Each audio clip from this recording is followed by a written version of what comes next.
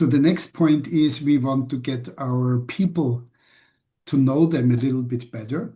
And therefore, we have a 7 to 10 minutes presentation each week where one of you can present their services, their specialties, because each of you do different things.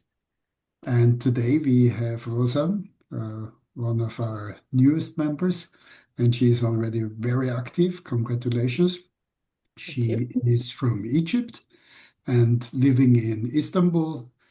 And yeah, she is very active on the nursing right now, getting new Medical businesses, as well. medical. Yeah. And the floor is yours, Rosa.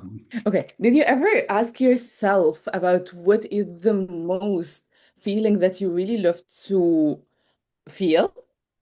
I need quick answers. Did you ever did? Another feelings. That's really amazing so far. Okay, good. I did.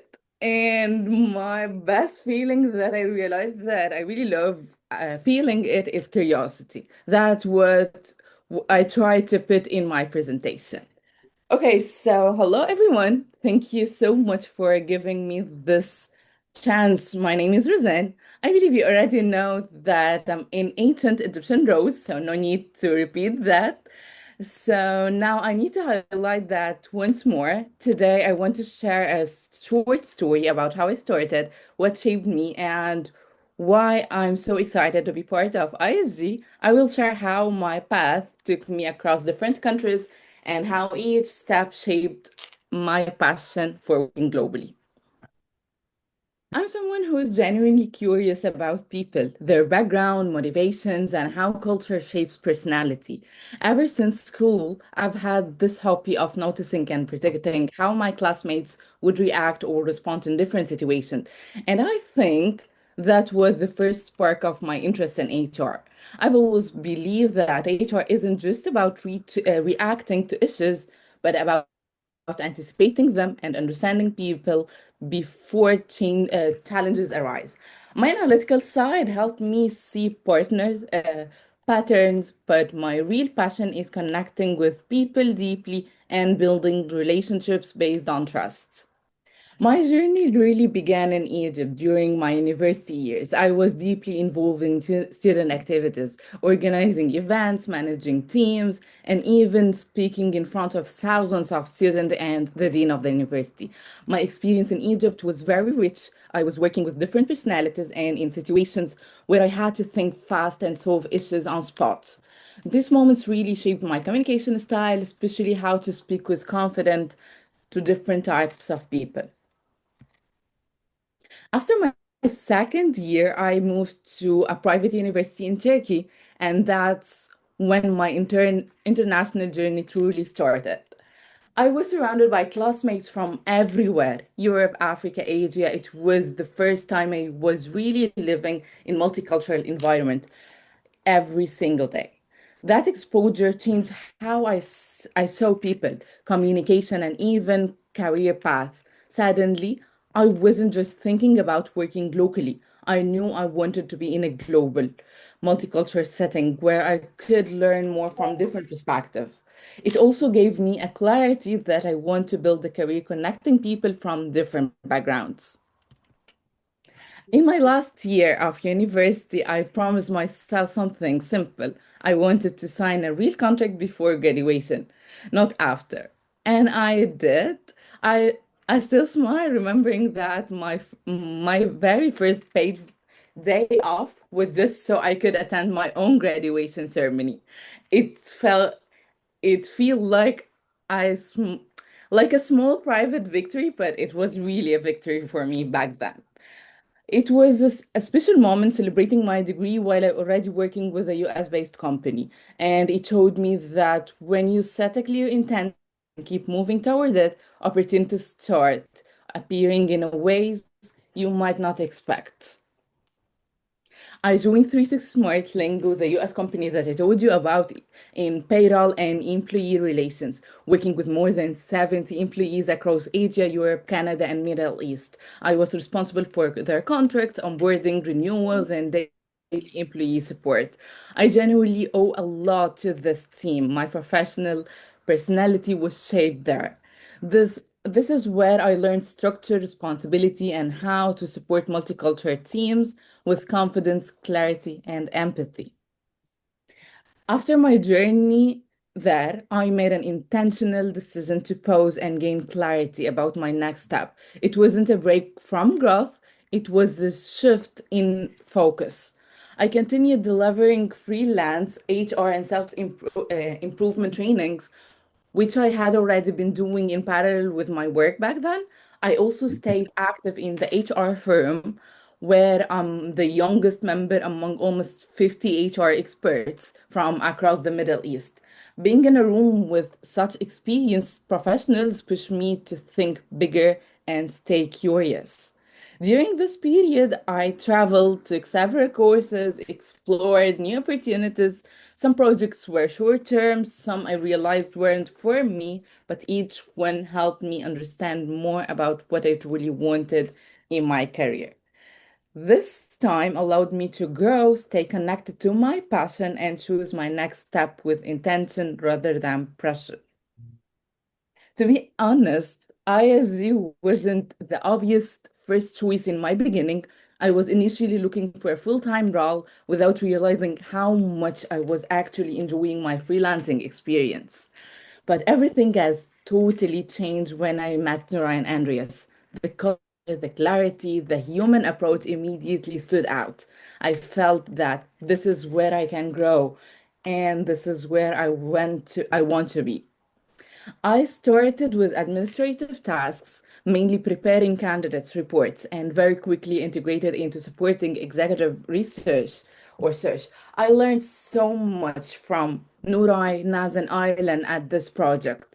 They were incredibly supportive, appreciative, and consistently generous with their feedback. They helped me recognize that I have a real strength in executive research and that my approach is genuinely unique. From there, I began my journey working as an executive research on some project, a recruiter and on others, and providing administrative support when needed. And that opened a whole new chapter for me. Okay, and today at OSG, what I do now. Mainly and um, mainly I started in mining and in construction sector. I supported in the executive research and in the reports.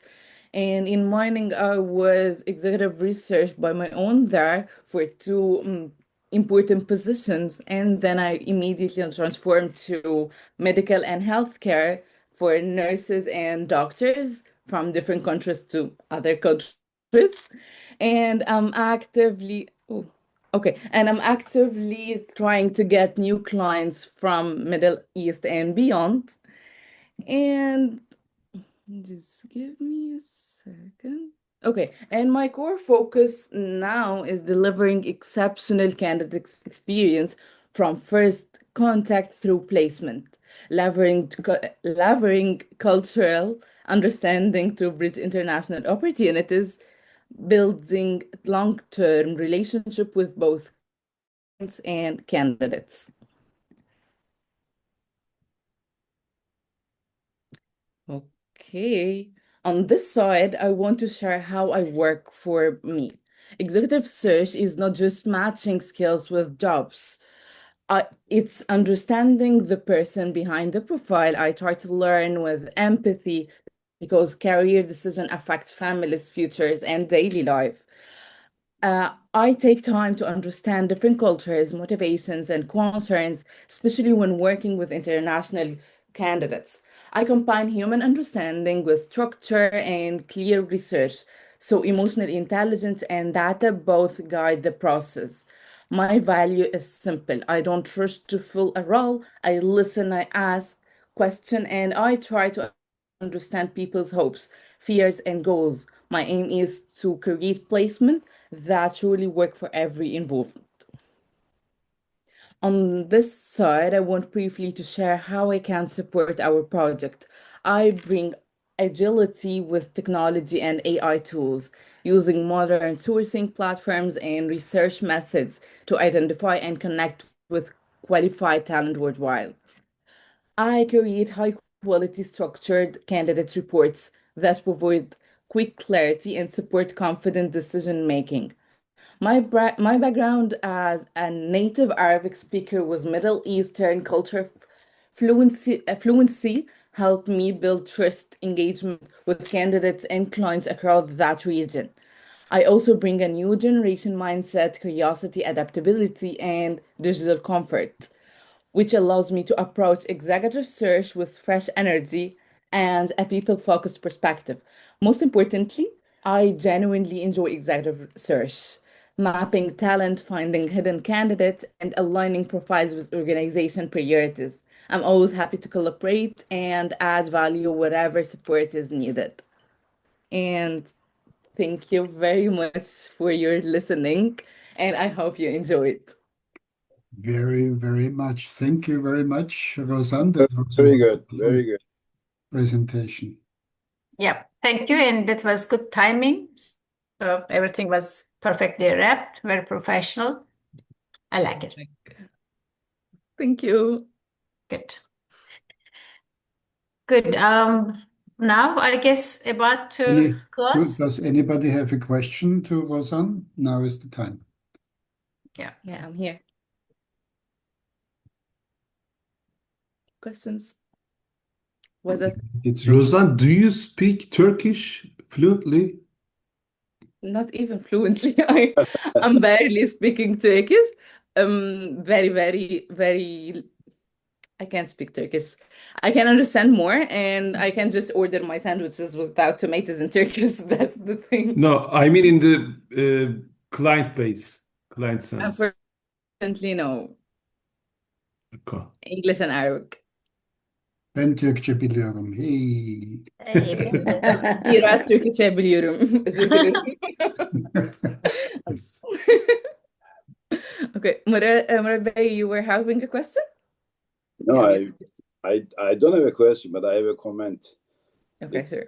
It's unbelievable how you develop yourself so fast, because I remember your first meeting on Friday session with Andreas. You were like a young, very young, talented person, but very scared of even talking. Now I think you've done a very good job, and you can even sing a song like when you're presenting. Good. I'm very happy. I'm very happy that you, as a only Arabic speaking person in the team, Turkçe is pretty much difficult. I mean, more difficult than Arabic, I think. Don't waste your time for it. No need. We are all speaking Turkish whenever you need speaking Turkish. So, I mean, your English is perfect. So I really admire that how you did it nicely and softly. Thank you very much. I much appreciate it. I really appreciate it. Thank you. It's good to have you, yeah.